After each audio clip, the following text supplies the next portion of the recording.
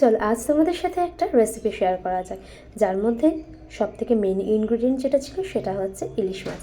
যে কারণে আমি এখানে নিয়ে নিয়েছি ইলিশ মাছের বড় বড় সাইজের মানে রিং সাইজের দাগা।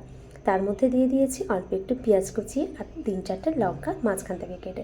এবারে কী করে নিয়েছি, সর্ষে, একটু লবণ, একটু লঙ্কা সেটাকে পিষে নিয়েছি, তার মধ্যে অল্প একটু পোস্ত মিশিয়ে দিয়েছি, দিয়ে সেটাকে ইলিশ মাছের মধ্যে দিয়ে দিয়েছি। তারপরে অল্প একটু সর্ষের তেল, লবণ আর একটু হলুদ দিয়েছি, দিয়ে ভালো করে হাতের সাহায্যে এটাকে কোটিং করে নিয়েছি, মানে পুরো মাছটাকে এই মশলার সাথে মিশিয়ে নিয়েছি।